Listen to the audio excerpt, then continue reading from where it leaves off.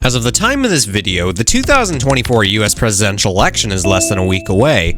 However, the way the winner of the election is determined is not as easy as it seems, and the candidate who receives the most votes doesn't always necessarily win the election. The winner of the presidential election is determined by the Electoral College, a group of electors whose purpose is to solely vote for the president and vice president. As of 2024, the current number of electors in the Electoral College is 538. But how is this number determined?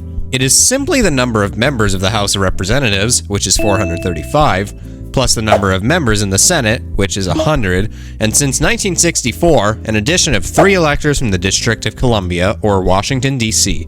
This number is distributed among the 50 states, but not in the way one might expect.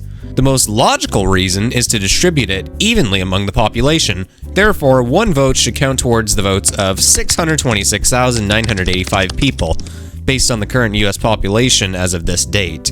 However, this isn't actually the case. If this was applied, logically the state of Wyoming shouldn't get any electoral votes, as its total population of 586,485 is below this number. But this would not be fair, since the number is very close to 1. Instead, each state and the District of Columbia receive 3 electoral votes to start, regardless of how big or small their population is. This number is based on the fact that each US state has 2 senators and at least 1 representative. The remaining 385 electoral votes are then distributed among the states based on the number of remaining representatives they have in the US House of Representatives. Because of this distribution, some states have less electoral votes than they probably should, the most notable of which being the most populous state, California, which, based on the theorized population distribution rule, should logically have 64 electoral votes. However, because of how the electoral votes are distributed, California instead only has 54, 3 to begin with, and 51 for the other 51 representatives. This means that the votes from California citizens aren't worth as much as citizens living in the empty states, such as the Dakotas, Montana, and Wyoming, just to name a few. Based on population estimates from 2024, here is a map of what the Electoral College would look like if the number of electors was distributed evenly among the states and DC based solely on their population. Depending on the decimal point I received for this number, it was either rounded up or down to the nearest integer in order to make sure the total was 538. 30 states in total, along with the District of Columbia, would lose electoral votes, whereas 14 states, these 14 in particular being the most populous, would gain some, and 6 states would remain the same. Now that you have kind of the basis on what the Electoral College is, you may now ask yourself, well, how did we get here?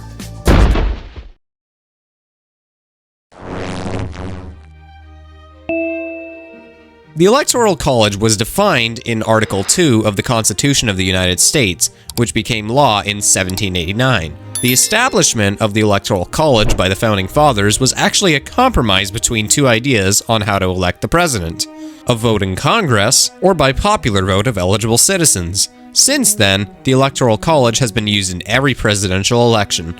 Now that you have the basis on how the Electoral College's foundation was laid out, let's head back to the present.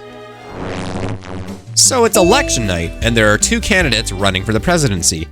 Let's pretend that I am one of the candidates on the ballot, and my primary opponent is the other major party's candidate, who we'll call Stephen Hawkeye. How do we receive the required number of electoral votes needed in order to win the presidency? It's simple. In order to receive the electoral votes from a state, we have to, quote, win the state. How is this accomplished? If there are only 2 candidates, generally one of us simply needs a majority of the popular vote in that state in order to win all of the electoral votes in that specific state. Even if one of us gets just barely a majority, say I get 50.01% of the vote in Colorado, we receive all of the state's electoral votes. But wait, what if there's a 3rd presidential candidate on the ballot and none of us gain a majority of the popular vote in the state? What happens then? It's simple. Whoever receives the most votes, even if it's only a plurality, receives all of the electoral votes. However, just because the elector has pledged to vote for the winning candidate of their representative state, it doesn't mean that they are obliged to do so. This is called a faithless elector, and depending on the state they represent, if they casted a vote for another person, their vote is either voided or counted, sometimes coming with a penalty. In some cases, they will abstain from voting altogether. So, to win the state's electoral votes, receive the most votes? Not entirely. Although most states will award all of their electoral votes to the winner of the popular vote in that state, 2 states award electoral votes in a different way: Nebraska and Maine. In both cases, only 2 of the state's electoral votes are awarded to the winner of the popular vote, whereas the remaining are distributed among who carried the state's congressional districts. For example, if I won the popular vote in Nebraska, I would receive 2 electoral votes. Now let's take a look at the map of the congressional districts. I carried Nebraska's 1st and 3rd congressional districts, whereas Hawkeye carried the 2nd. In this case, we both additionally received 2 and 1 electoral vote respectively. Now let's suppose that Stephen won the popular vote in Maine, along with its 1st congressional district, and I carry Maine's 2nd congressional district. In this case, he receives 3 of Maine's 4 electoral votes, whereas I receive the other one. In order for a presidential candidate to be confirmed the winner, they need to receive a majority in the Electoral College, this number being 538 as of 2024. This means that just because the person won the Electoral College, it doesn't necessarily mean that they also won the popular vote or more states than their opponent. There have been 5 instances in which the winner of the presidential election lost the popular vote, the most recent of which occurring in 2016. But wait, there's more. What happens if either the Electoral College is tied, or there are 3 or more candidates and none of them gain a majority in the Electoral College? This triggers a contingent election in which the House of Representatives picks the president. However, the representatives don't vote individually. Instead, they vote as states, meaning that each representative of a state must agree upon which candidate to support. As an example, all of South Carolina's 7 representatives must come to an agreement on which candidate to support, and therefore cast their vote all together in the contingent election.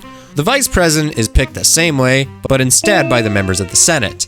To win the contingent election, you simply need to have 26 states vote for you to become either the president or vice president. But what if you don't gain a majority here? Depending on the situation, if the president's contingent election is either tied or does not receive a majority of votes, then the vice president becomes acting president until a president can be picked. But what if the vice president's contingent election also has the same interference? The next person in line, the Speaker of the House of Representatives, would become acting president until either a president or vice president is picked. And if there is no speaker or they're not eligible to act as president, then the president pro tempore of the Senate becomes acting president, and if they don't qualify or decline for whatever reason, then the acting presidency would, quote, devolve on the head of the most senior executive department, and a bunch of other complicated things that I do not have time to talk about. Now that I have summarized the complicated situation of what would happen if no candidate reaches 270 votes, you're probably thinking, has this ever happened? The answer is yes, and only once. In the 1824 election, 4 candidates sought the presidency. Out of these 4 candidates, Andrew Jackson not only received more votes from the population than any of the other candidates, but he also received the most electoral votes. However, neither he nor any of the 3 other candidates gained a majority. So this triggered a contingent election that was held in February of 1825. In the end, John Quincy Adams won the contingent election, allowing him to be elected the president. This makes the 1824 election the first of 5 presidential elections in which the winning candidate did not win the popular vote, and the first and only election in which the winning candidate did not receive the most electoral votes.